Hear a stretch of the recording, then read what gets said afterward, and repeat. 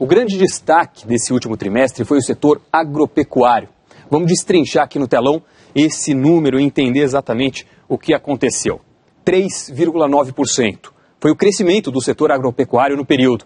O que mais impulsionou o segmento foi o recorde da safra de soja. Apesar da agropecuária ter obtido a maior taxa, o setor responde só por cerca de 5% do resultado do PIB. Outro dado que merece atenção, 2%. Foi quanto a indústria cresceu no período. O segmento surpreendeu e contribuiu significativamente para a performance da economia brasileira. Todos os subsetores que formam a indústria apresentaram resultados positivos, com destaque para o desempenho da construção civil e da indústria de transformação. E um outro número que também chama atenção, 0,8%, foi a leve alta do setor de serviços. Entre abril e junho, os destaques do segmento foram o comércio, a intermediação financeira e os seguros.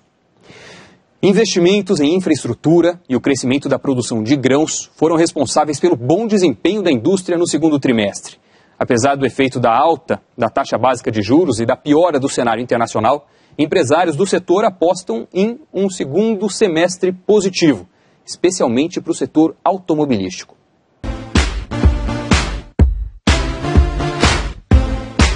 A maior produção de grãos no campo e a construção civil aquecida na cidade ajudaram a impulsionar o desempenho da indústria brasileira no segundo trimestre. A indústria voltou a crescer, que já é uma grande coisa. O primeiro trimestre também não foi tão bom, mas o segundo foi bem melhor. Teve um crescimento razoável. O setor automobilístico tem uma participação muito grande na indústria, por volta de 10%. Além disso, você deveria contar também aquela participação da automobilística carregando outros setores, que é o grande forte, digamos assim, da indústria. Em junho do ano passado, quando o setor de caminhões teve um dos piores momentos da história, esta fábrica chegou a suspender o segundo turno de montagem. Muitos funcionários tiraram férias coletivas, pegaram licenças ou fizeram treinamentos. Mas a safra recorde da agricultura impulsionou a demanda e desde fevereiro, os 800 trabalhadores que haviam sido dispensados voltaram à linha de produção. A expectativa do segundo semestre continua positiva para o mercado de caminhões, principalmente porque existe hoje uma ferramenta de financiamento muito adequada para o mercado brasileiro de caminhões, que é o Finame. Com relação à taxa do dólar, para a nossa indústria, o impacto existe, obviamente, a gente tem algum conteúdo importado nas autopeças, mas no nosso caso, esse conteúdo importado é muito pequeno e o impacto tende a não ser tão grande na ponta final. André, o investimento deu uma surpresa positiva. Sim. Subiu. É tendência ou voo de galinha? Bem, eu acho que a gente está justamente nesse momento, né? O consumo das famílias, que eu estava colocando, parou de subir. Na verdade, você está acomodando isso. O crescimento brasileiro foi puxado, em grande medida, pela justamente dinâmica desse consumo das famílias, o que é muito bem-vindo. Acho que o governo fez muito correto nesse sentido.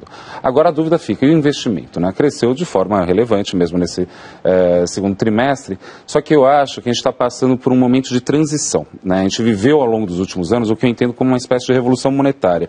Explicando rapidamente isso. Em 2005, a nossa taxa de juro real, ou seja, mais inflação, era 13%.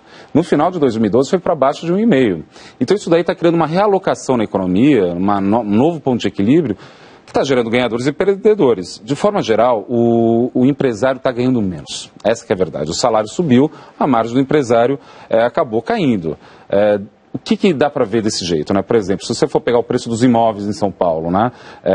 O aluguel sobre o preço do imóvel, em 2008, era em torno de 0,80. Era o aluguel sobre o preço do imóvel. Agora tem 0,48. Todas as taxas de rentabilidade da economia estão caindo. Será que o empresário vai reagir? O governo está tentando, né? O ministro Mantega se esforça bastante nesse sentido. Mas é uma questão difícil, está tendo mudanças estruturais muito profundas. Eu ainda acho que o Brasil é bom negócio. Continuo otimista, porque da última vez que eu vim aqui, né, você perguntou a nota que eu dava para a economia, eu dei 7. Mas eu não esperava um 9, que nem foi agora. Mas a gente está indo, acho que tem espaço sim para crescer. Falando de câmbio, a alta do dólar traz uma preocupação do ponto de vista da inflação. Mas ela pode ajudar a dar o impulso que faltava para a indústria? Não necessariamente. Bem, os dados primeiros de julho e agosto agora está com um déficit, né? A gente tem um déficit no ano bastante relevante. Tem que ser vista essa questão com bastante calma. É verdade que pode ajudar, né, a indústria de forma geral, mas duas coisas não são claras. Primeiro, que o dólar vai ficar vai subir ainda muito mais contra o real, não sei se isso é verdade, porque a gente tem uma discussão de quantitative easing, e você tem uma questão que está vizinhando aí a porta, que, por exemplo, imagina ter uma guerra na Síria, e toda a atividade global cai um pouco. Então, quer dizer, o câmbio não é tão verdadeiro isso, né? Mas pode contribuir um pouco, mas eu, se fosse apostar mais isso não é isso não. O que vai puxar o crescimento do setor externo brasileiro é a volta ou a melhora da economia mundial, que pode acontecer mesmo. O comércio varejista puxou o crescimento do setor de serviços no segundo trimestre, mas os próximos meses são cercados de incertezas. A inflação e a volatilidade do dólar são fatores que contribuem para isso. Este é um dos estabelecimentos mais antigos de São Paulo. A Casa Godinho existe desde 1888 e fez história vendendo queijos, vinhos, azeites, bacalhau e muitos outros produtos importados. Seu Miguel conta que neste primeiro semestre as vendas cresceram 10%, mas que se o dólar continuar nas alturas, a situação vai piorar. No segundo, se eu empatar, eu vou ficar feliz. O cliente não sabe se compra agora, se espera para ver se o dólar vai baixar. Então você cria aquela expectativa e a pessoa fica meio perdida na hora de comprar. Se por um lado o dólar mais alto prejudica o comércio varejista que oferece produtos importados, por outro ele pode até favorecer alguns segmentos, como o de hotelaria nacional, por exemplo. Muitas pessoas evitam viajar para o exterior e dão preferência aos destinos domésticos. Já os estrangeiros, com maior poder de compra em reais, também acabam gastando mais por aqui. A taxa de ocupação na maior rede de hotéis do Brasil acompanhou o fraco crescimento do PIB e ficou estável, perto de 68% no primeiro semestre. Mas a expectativa é de resultados melhores no segundo.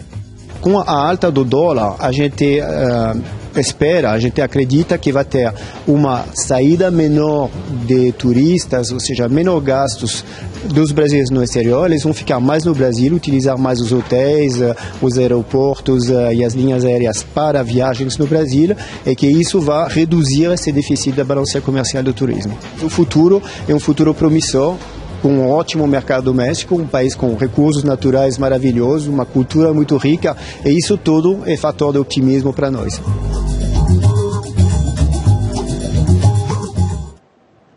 Mas o que representa esse crescimento de 1,5% do PIB brasileiro?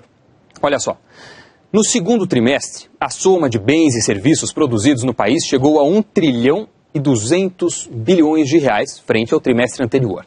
Somando esse resultado ao dos primeiros 3 meses do ano, o país acumula 2 trilhões e 300 bilhões de reais. Só para a gente ter uma ideia, em 2012, no ano todo, mesmo em meio à crise global, o PIB do Brasil chegou a 4 trilhões e 400 bilhões de reais. Se por um lado o dólar mais alto prejudica o comércio varejista que oferece produtos importados, por outro ele pode até favorecer alguns segmentos, como o de hotelaria nacional, por exemplo. Muitas pessoas evitam viajar para o exterior e dão preferência aos destinos domésticos. Já os estrangeiros, com maior poder de compra em reais, também acabam gastando mais por aqui. A taxa de ocupação na maior rede de hotéis do Brasil acompanhou o fraco crescimento do PIB e ficou estável, perto de 68% no primeiro semestre. Mas a expectativa é de resultados melhores no segundo. Com a alta do dólar, a gente acredita que vai ter uma saída menor de turistas, ou seja, menor gastos dos brasileiros no exterior. Eles vão ficar mais no Brasil, utilizar mais os hotéis, os aeroportos e as linhas aéreas para viagens no Brasil, e que isso vai reduzir esse déficit da balança comercial do turismo. O futuro é um futuro promissor, com um ótimo mercado doméstico, um país com recursos naturais maravilhosos, uma cultura muito rica, e isso tudo é fator de otimismo para nós.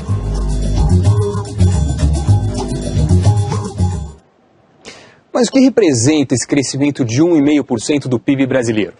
Olha só, no segundo trimestre, a soma de bens e serviços produzidos no país chegou a 1 trilhão e 200 bilhões de reais frente ao trimestre anterior. Somando esse resultado ao dos primeiros 3 meses do ano, o país acumula 2 trilhões e 300 bilhões de reais. Só para a gente ter uma ideia, em 2012, no ano todo, mesmo em meio à crise global, o PIB do Brasil chegou a 4 trilhões e 400 bilhões de reais.